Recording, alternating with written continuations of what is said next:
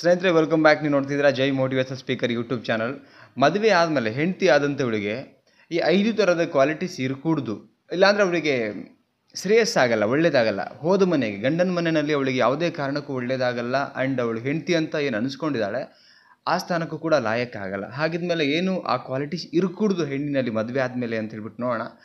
First time ನಮ್ಮ channel ನೋಡ್ತಾ ಇದ್ದರೆ ಸಬ್ಸ್ಕ್ರೈಬ್ ಮಾಡ್ಕೊಳ್ಳಿ ಆ್ಯಂಡ್ ಲೈಕ್ ಮಾಡಿ. ವಿಡಿಯೋ ನೋಡಿದ್ಮೇಲೆ ಈ ವಿಡಿಯೋ ಬಗ್ಗೆ ನಿಮಗೆ ಏನು ಅನಿಸುತ್ತೆ ಕಮೆಂಟ್ ಮಾಡೋದನ್ನು ಮರಿಬೇಡಿ. ವಿಡಿಯೋ ಕೊನೆ ತನಕ ನೋಡ್ತಾ ಹೋಗಿ. ಓಕೆ, ಫಸ್ಟ್ ಪಾಯಿಂಟ್ ಏನಂತ ಹೇಳಿದ್ರೆ, ಗಂಡನ ಮೇಲೆ ರೇಗಾಡುವಂಥದ್ದನ್ನು ಸ್ಟಾಪ್ ಮಾಡಿ.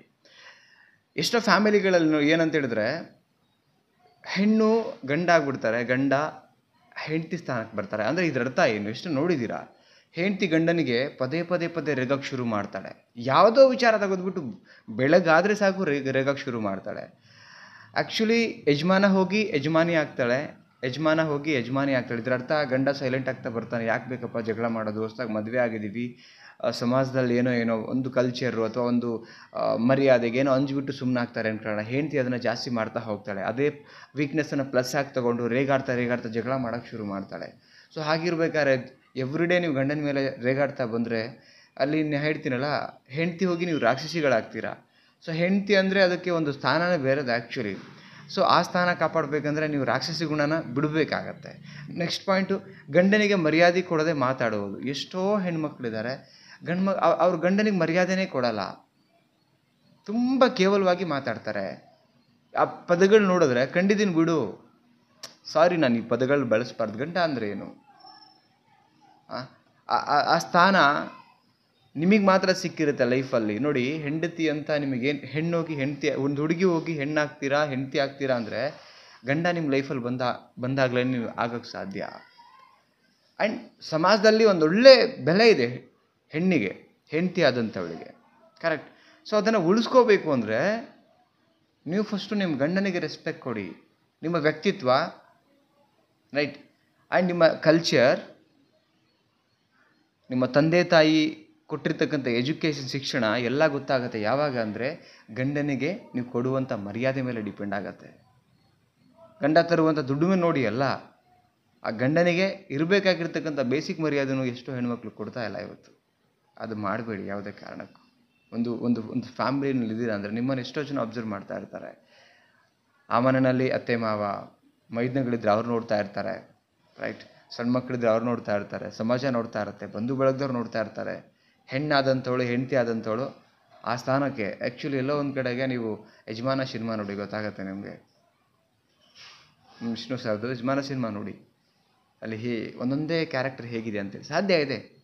ಡಿಪೆಂಡ್ ಅಪಾನ್ ನಮ್ಮ ಮನಸ್ಥಿತಿ ಮೇಲೆ ಅಷ್ಟೇ. ರೈಟ್. ನೆಕ್ಸ್ಟ್ ಪಾಯಿಂಟ್ ನೋಡೋಣ. ಏನಂದರೆ, ಸದಾ ಯಾವುದೇ ವಿಚಾರಕ್ಕೆ ಜಗಳ ಮಾಡ್ತಿರ್ತಾರೆ. ಕೆಲವು ಮನೆಯಲ್ಲಿ ಕೆಲವು ಹೆಣ್ಮಕ್ಳು ಬೆಳಗಾದರೆ ಸಾಕು ಸದಾ ಯಾವುದೋ ಒಂದು ವಿಚಾರಕ್ಕೆ ಜಗಳ ಮಾಡ್ತಿರ್ತಾರೆ, ಕಿತ್ತಾಡ್ತಿರ್ತಾರೆ, ಏನೋ ಮಾಡ್ತಿರ್ತಾರೆ.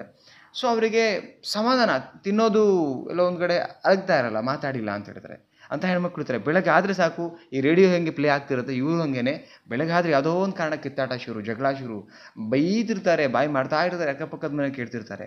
ಆ ಗಂಡನ ಮನೆಗೂ ಒಳ್ಳೇದಲ್ಲ, ನಿಮಗೂ ಒಳ್ಳೇದಲ್ಲ, ನಿಮ್ಮ ಮನಃಶಾಂತಿಗೂ ಒಳ್ಳೇದಲ್ಲ. ಆ್ಯಕ್ಚುಲಿ ಆ ಥರದ್ದು ಆ್ಯಟಿಟ್ಯೂಡ್ ಇರಬಾರ್ದು ಹೆಣ್ಮಕ್ಳಿಗೆ. ಒಂದು ಶಾಂತ ಮನಸ್ಥಿತಿ ಇರ್ತಕ್ಕಂಥ ಹೆಣ್ಣು ಈ ಸಮಾಜಕ್ಕೆ ಬೇಕಾಗಿರೋದು, ಸ್ಪೆಷಲಿ ಆ ಮನೆಗೆ ಬೇಕಾಗಿರೋದು. ರೈಟ್. ಸಮಸ್ಯೆ ಏನೇ ಬರಲಿ, ಬಟ್ ನೀವಾಗಿರಿ, ಆಮೇಲೆ ಸಮಸ್ಯೆನ ಪರಿಹಾರ ಮಾಡ್ಕೊಳ್ಬೋದು. ಏನಂತೀರ? ನೆಕ್ಸ್ಟ್ ಪಾಯಿಂಟ್ ನೋಡೋಣ. ಏನಂತ ಹೇಳಿದ್ರೆ, ಬೇರೆ ಗಂಡಸರಿಗೆ ಗಂಡನ ಮುಂದೆ ಅತಿ ಹೆಚ್ಚು ರೆಸ್ಪೆಕ್ಟ್ ಮಾಡುವಂಥದ್ದು. ನೀವು ನಿಮ್ಮ ಗಂಡನಿಗೆ ರೆಸ್ಪೆಕ್ಟ್ ಕೊಡ್ತಿಲ್ಲ, ಬೇರೆ ಎಲ್ಲಾರೋ ತೋರಿಕೆಗೆ ಬೇರೆ ಗಂಡು ಮಕ್ಳಿಗೆ ನೋಡಬೇಕು. ಮನೇಲಿ ರಾಕ್ಷಸಿ ಹೊರಗಡೆ ಹೋದರೆ ಅಪ್ಪ ಏನು ಹೆಣ್ಮಗಳಿಗಳು ಅಂತ ಅನ್ಬೇಕು. ಆ ಲೆವೆಲ್ಲಿಗೆ ಬಿಲ್ಡಪ್ ಕೊಡೋದು, ಡವ್ ಮಾಡೋದು, ಗಂಡನಿಗೆ ಏಕವಚನದಲ್ಲಿ ಏನೇನೋ ಮಾತಾಡುವಂಥದ್ದು. ಆದರೆ ಹೊರಗಡೆ ನಿಮ್ಮ ಗಂಡನ ಮುಂದೆನೇ ಇನ್ನೊಂದು ಗಂಡಸರಿಗೆ ಹಂಗೆ ಮನೇಲಿ ಇದ್ದಾರೇನೋ ಅನ್ಬೇಕು, ಆ ಲೆವೆಲ್ಲಿಗೆ ಡವ್ ಮಾಡೋದು. ಅದು ಬೇಕಾಗಿಲ್ಲ. ನಿಮ್ಮ ಗಂಡನಿಗೆ ನೀವು ಹೆಂಗೆ ರಿಪ್ರೆಸೆಂಟ್ ಮಾಡ್ಕೊಳ್ತೀರ ಅದು ನಿಮಗೆ ಬಿಟ್ಟಿರೋದು. ಅತ್ತೆ ಮಾವ ಹತ್ರ ಸಪೋಸ್ ಗಂಡ ಕುಡಿತಾ ಇದ್ರೆ, ಸಪೋಸ್ ಗಂಡ ಸರಿ ಇಲ್ಲ ಅಂದರೆ ಸರಿ ಮಾಡ್ಕೊಳ್ಳಿ. ಗಂಡ ಹೆಂಡ್ತಿ ವಿಚಾರ ಆ ರೂಮಲ್ಲೇ ಇರಬೇಕು. ಆ್ಯಕ್ಚುಲಿ ಹೋಗ್ಕೊಡ್ದು ಬೇರೆ ಕಡೆ, ಸರಿ ಮಾಡ್ಕೊಳ್ಬೇಕಲ್ಲೇ. ಸರಿ ಆಗದೆ ಇರೋದು ಏನೂ ಇಲ್ಲ ಇಲ್ಲಿ. ರೈಟ್. ಮದುವೆ ಆಗಿ ಒಂದು ಮನೆಗೆ ಸೇರಿದ ಮೇಲೆ ಹೆಂಡತಿ ಪಾತ್ರ ತುಂಬ ಮುಖ್ಯ ಇರುತ್ತೆ ಆ ಸಂಸಾರಕ್ಕೆ. ಹಾಗಂತೇಳಿ ಗಂಡ ಅವ್ರದ್ದು ಇಲ್ಲ ಅಂತಲ್ಲ. ನಾನು ಇವತ್ತಿನ ಟಾಪಿಕಲ್ಲಿ ಇದ್ರ ಬಗ್ಗೆ ಮಾತ್ರ ಮಾತಾಡ್ತಿದ್ದೀನಿ. ಒಂದು ಹೆಂಡತಿ ಆದಂಥವಳು ಆ ಕ್ವಾಲಿಟೀಸ್ ಏನು ಇರಬಾರ್ದು ಅಂತೇಳಿ ಮಾತಾಡ್ತಿದ್ದೀನಿ. ಬಟ್ ಹಂಗಂತೇಳಿ ನಾನು ಗಂಡು ಮಕ್ಕಳ ಪರ ಅಂತ ತಿಳ್ಕೊಬೇಡಿ ದಯವಿಟ್ಟು. ರೈಟ್.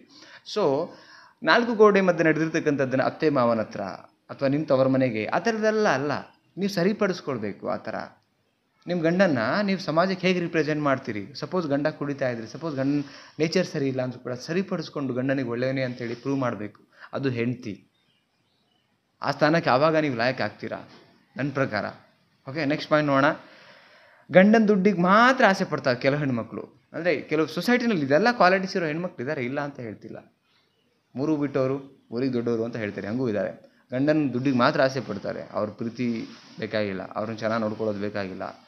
ಹೆಂಡತಿ ಅಂದರೆ ಶುರುವಾತ್ 1 ವರ್ಷ 2 ವರ್ಷ ಬಾ, ಗಂಡ ಅಂದರೆ ದೇವರು, ಗಾಡ್ ಗಾಡ್ ಗಾಡ್ ಅಂತಿರ್ತಾರೆ. ನೆಕ್ಸ್ಟು ಆಫ್ಟರ್ 2 ಇಯರ್ಸ್ ಆದಮೇಲೆ ಡಾಗ್ ಲೈಕ್ ನಾಯಿ ಸ್ಥಾನಕ್ಕೆ ಕೂರಿಸ್ತಾರೆ. ಅಟ್ಲೀಸ್ಟ್ ನಾಯಿಗಾರೋ ಬೆಲೆ ಇದೆ ಅಲ್ಲಿ. ಆ ಲೆವೆಲಿಗೆ ಕೀಳಾಗಿ ನೋಡೋಕ್ಕೆ ಶುರು. ಹಂಗಲ್ಲ, ನಿಮ್ಮ ಮನಸ್ಸಲ್ಲಿ ನೋಡಿ, ವಯಸ್ಸಾಗಬೇಕಾಗಿರೋ ದೇಹಕ್ಕೆ ಮನಸ್ಸಿಗಲ್ಲ.